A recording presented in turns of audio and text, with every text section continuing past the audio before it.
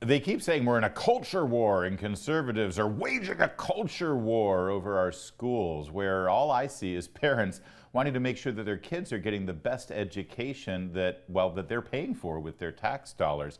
And I think we're winning because you're starting to see some interesting alliances right now. People joining together, putting aside what had been political differences to unify around one thing: leave our kids alone. Joining us right now is one of the leaders in that message fight, Asra Nomani. She, of course, is with Independent Women's Forum, and she's the author of the book, Woke Army, The Red-Green Alliance That's Destroying America's Freedom. And Asra, I saw that in a suburb of Washington, D.C., Montgomery County, Maryland, which is incredibly liberal and dominated by liberal Democrats, that Red-Green Alliance actually had a little different look to it, didn't it? We saw Muslim Americans living in Montgomery County joining with conservative Christians trying to take back their schools. It was just unbelievable. So, Larry, you know, I live in Fairfax County, Virginia. So I took the car up to past 95, across the border, Maryland lines, and into Montgomery County. And there, in front of the school board, were about 500 Muslim parents with their Christian friends, and across the street from them were about 25 white, woke women activists who were wearing, stickers that said things like, advocate for those without privilege, Black Lives Matter.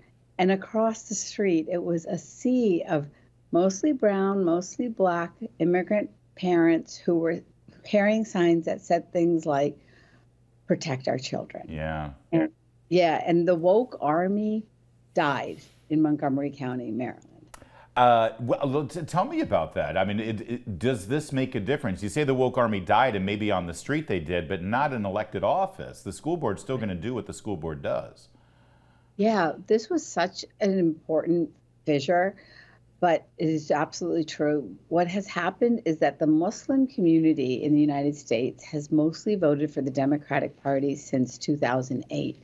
And Montgomery County politicians have been elected to office largely with the Muslim vote. So now what's happening is that many Muslim parents and family members are recognizing that they are more aligned with the socially conservative values of the Republicans. And so there is a civil war happening right now, Larry, in the Muslim community. Clerics are now at war with the activists who have been part of this woke army.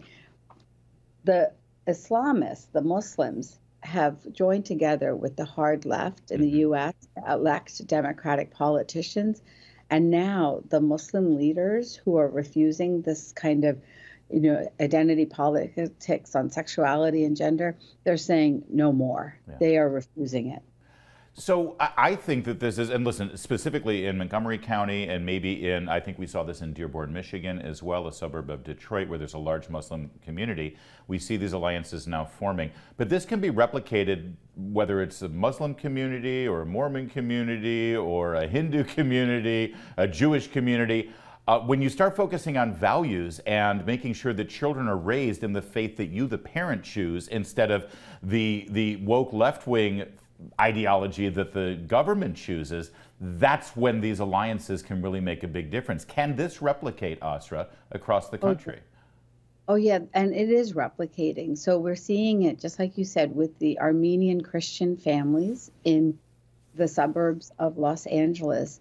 Glendale, California had a showdown between literally Antifa activists and these parents.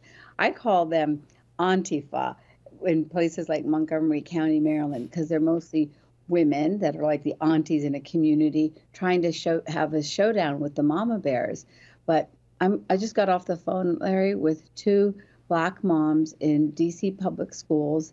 They're in a charter school, and they are refusing this Pride Month indoctrination that's happening. It's books like this one, Gay BCs, Bye Bye Binary, books with words that children cannot understand. And just parents with common sense are saying, we don't want this in our little kids' hands. Hey, let adults live as they wish to live, but don't indoctrinate our kids. And so I'm seeing this as the issue that can galvanize immigrant and minority communities and really decide the election in 2024. Asra Nomani, you're kind of the representation of exactly this phenomenon, frankly.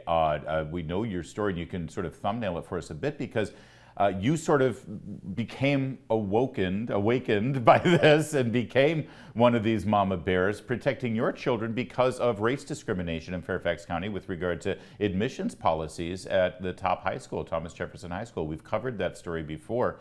But this is one of those red pill moments, as they say, where the moment your child gets messed around with, the moment these people come in and say that you're not being a good parent or that your child needs to suffer for the sake of the larger government agenda, that's when parents say, "Oh, hell no, not in my life." Yeah, this is something that a Twitter user called the intersectional collision right now. Right, what viewers are watching right now in front of Montgomery County Public Schools, we had that intersectional collision. The little bullhorn that the woman was carrying had the sticker that said that they are representing those that don't have privilege. Well, we parents have been told that we have, quote, privilege and we're white adjacent or part of the QAnon mom network, when we dare to challenge these mostly Democratic school boards. And Larry, you're absolutely right. You know my politics too. I'm a classic liberal. You know, I have been a feminist in my Muslim community for women's rights. But you can't come after the kids. You know, they're pushing it too far. And those parents are nice, sweet, good parents who want to allow adults to live and let live, right?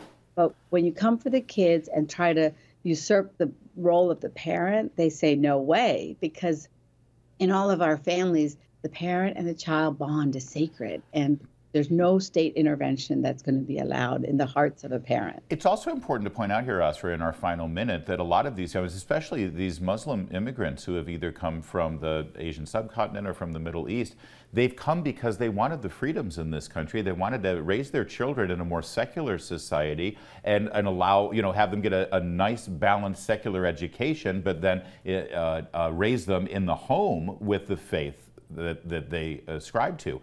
This is the opposite. They're actually getting indoctrinated at the school system in almost the same way they did back home.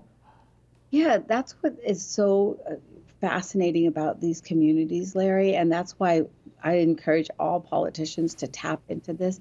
These are families that have lived the cost of sectarianism. They know, just like Chinese American families, the cost of a war within a community and a society between people based on their identity.